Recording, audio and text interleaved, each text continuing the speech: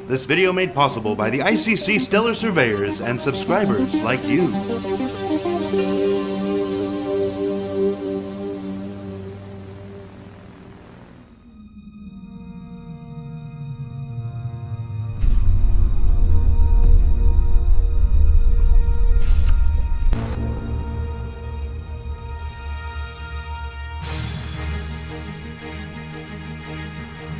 And did you know that 3D Artist magazine has a cover story on Star Citizen this month? Yay! Yes, thanks to our own Gurmak Bassin. He is showing off some of the techniques he used to make the Mustang shine. If you are in the UK, this should be readily available. And then some specialty outlets in the US like Barnes & Noble will get this in. If it's not available today, in the next couple days, should be on stands. Exciting stuff. Yes. Patrick, please keep doing that, man. That is awesome. Look. There you go, get a little bit of Nelly Furtado in there.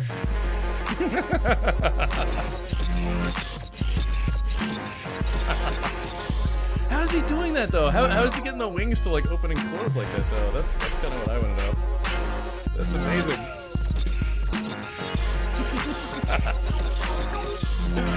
Yeah, exactly. That's exactly what it is.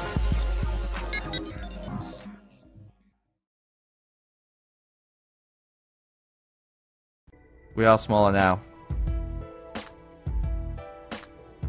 Shields at full strength.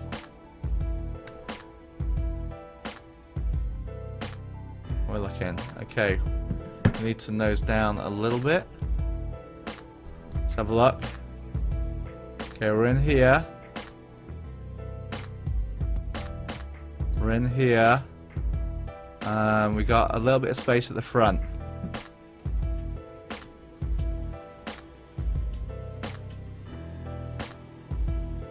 No, no, wait.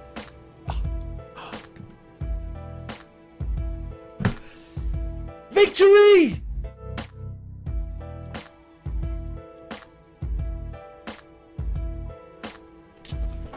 Yeah!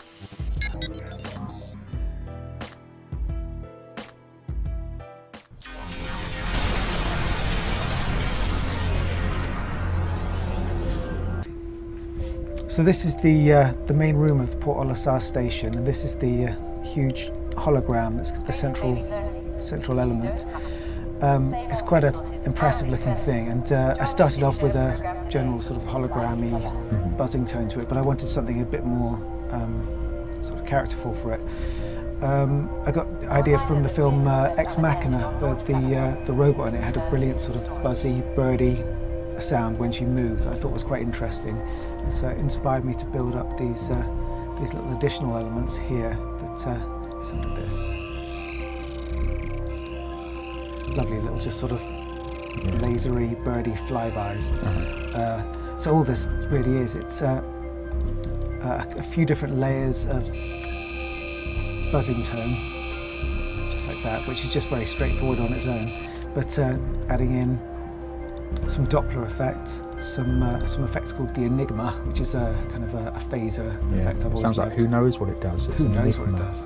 It's a phaser. Kind of obvious. And a filter called Volcano, and add all that together. It's lovely. Sort of delicate, birdy, futuristic sounds, which just gives it a lot of extra character. So, yeah, as you said before as well, we have these announcements like emanating from the central point of this room, and then there's other ones in the what's the place now, in the lobby area over here. And they because they're talking about things you can do and things to do with the game's fiction, it adds a huge amount to it. And they're on a loop of about 20 or so different announcements that are relevant to the game's the player's experience. So as you walk through these different spaces, again we have that kind of Star Trek-y space station rumble to it, underpinning everything. But as you move through the different places, there's a different quality to it. And like for example, on the if we go upstairs,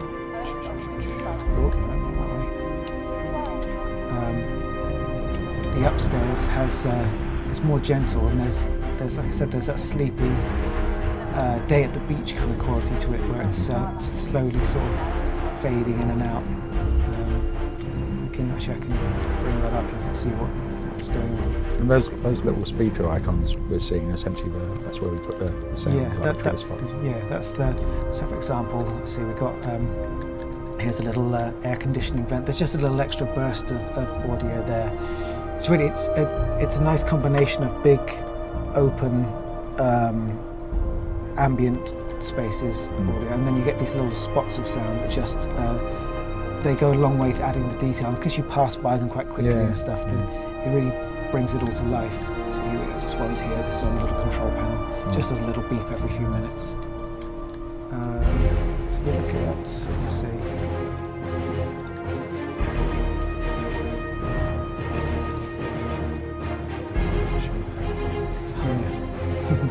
So this is the effects there. So you can see I just I made this ambient general sort of airy loop for the upstairs area. Right. But then just to give it some interest, I recorded myself moving the EQ a bit up and down, which gives it that strange sound you get at the seaside of the air sort of catching the waves. That's it's very subtle in the game. I mean, you'd have to stop and have a listen to it, but I was pretty happy with it. It gave it the kind of sleepy tone that I was looking for that upstairs area. So, I mean, you can easily just spend quite a lot of time in any given area and play games. You have to think of it, not just in terms of moment to moment, but in terms of, well, if the player hangs around, what they go experience, just to show that the whole environment's evolving and evolving. Yes, and again, that's a place where the fact that the community and people playing the game and feeding back to us, that's incredibly valuable, because you can spend a long time on an area people just aren't interested in, and conversely you could do a very sort of a quick basic pass in an area that tends to be a big sort of social hub, and make sure you go back and add some more interesting little Easter eggs and things. That can be the slight irony, I suppose, in that sometimes you have to spend quite a lot of time putting detail into areas where there's not much going on, because it's possible for the player to evaluate what it's like just by going up to things and saying, that should be making sound. Why isn't it? But in a very busy area, you can create an impression of that relatively simply. That's why I came back and added the extra detail to this hologram, just because I've watched so many videos, and there's a lot of people just using this as a little central space where they're figuring out where they're going to go and what they're going to do. There's a nice little extra tone in this room. In the actual gameplay, I guess it's a gravity generator, I'm not actually sure, but this great big strut outside is moving very slowly in a very grand way. So while you obviously can't hear it outside, I thought it would be nice to feel like it's somehow moving through the central core of the station. So it gives a nice sort of groaning, distant metal stress sound as you watch it move. Right. Yeah, it's really there's a lot of toing and froing. I think the sort of the first third to the first half of the development process for a space like this, it's particularly important to make sure we're talking to the designers and the artists, and everyone has ideas, and we're all creative people, so they have things that they would love to hear. So it's very rewarding at getting them involved at that point. And just because these levels are so intricate, and there's often sort of hidden vents or rooms you have to access in a certain way, that you can't just rely on living in your little box, not talking to people. You need to get out there and actually ask them about it. So working with the designers on this and the other, the pirate station, they immediately gave me their ideas for this being very clean. This has almost got a sort of shopping mall feel to it, that cleanliness, and the pirate station should be hostile, should be very staccato in its feel. And it's great. I mean, I could look at the space, I could wander around it myself, but it's not until you talk to the designers and artists that you start to get a feel of what it is you should be selling. So that process is invaluable. And they don't mind the noodle machine. Yeah. They have to deal with it a lot. I don't know how many of those we actually have in this particular area. I was just sort of there's about 6 in this station. Yeah, that's a noodle machine. There you go. Just under you.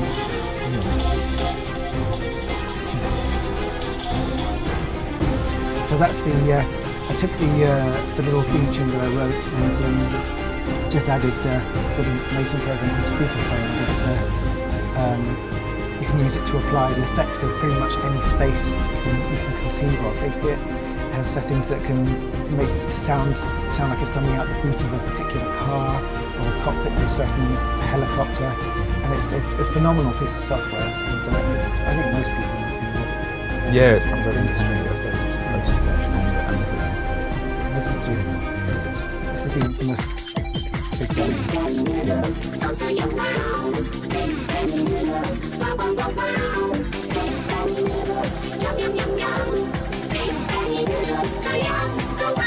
Well, that was kind of the idea, isn't it? To be influenced by that. Isn't it? Yeah.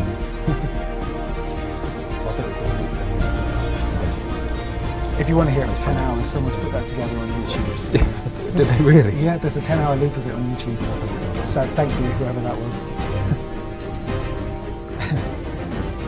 Yeah, and then there's, other than that, there's just these little points of interest here and there. We have another speaker here emanating from a desk, and there's a little bit of gentle sort of music playing around because it's kind of a lobby area. Yeah, that's pretty much the core of it. It's just a nice bed of sort of very soothing, rumbling, low-level ambience, sort of overlaid with the constant tannoy. And the tannoys are very friendly. It's quite pleasant, not too jarring. There's never a situation where you can sit down, start it, and then finish it without there being gaps, just because, like every other department, we're iterating and we're finding that things work and other things don't. So, and quite like I said, the space itself changed, areas opened up, it just changed as they try it out and people find that the space isn't working. So, there's a lot of revising you just have to do. And imagine it won't surprise if it changed again, even though it's still out there already. Yeah. So yeah, that's how we design the audio for the space stations and how we define the difference in their tone and their spaces. Hope you guys found that interesting. Thanks a lot. I hear the sound guys really do great work.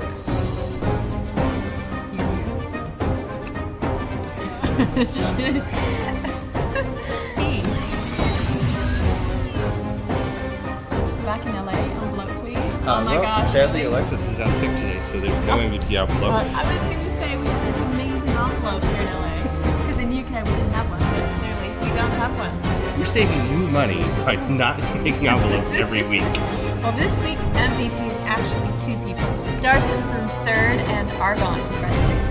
Congratulations, guys. They created a plugin for the RoCap Power Grid app, which allows folks to remotely control their aspects of their computer. And the Star Citizen plugin allows you to use your phone as a touchscreen with Star Citizen. Pretty cool. I'm going to go over here to the shield screen. Now, here you've got dorsal, ventral, port, forward, aft, starboard, or balanced. Not to mention you can just click anywhere on the grid. Now, to see how this actually interacts, let's go ahead and move the shields to the right. Shields to port. You'll notice that it actually shifted over to port.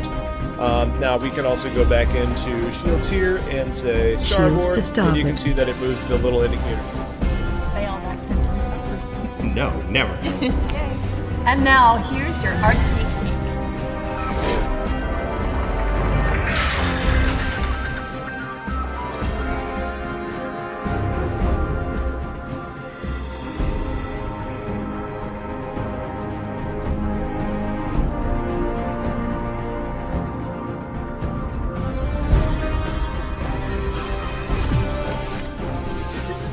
Be sure to tune in to Reverse the Verse tomorrow at 11 a.m. on Twitch. We'll be discussing that art sneak peek and what we had for lunch this week.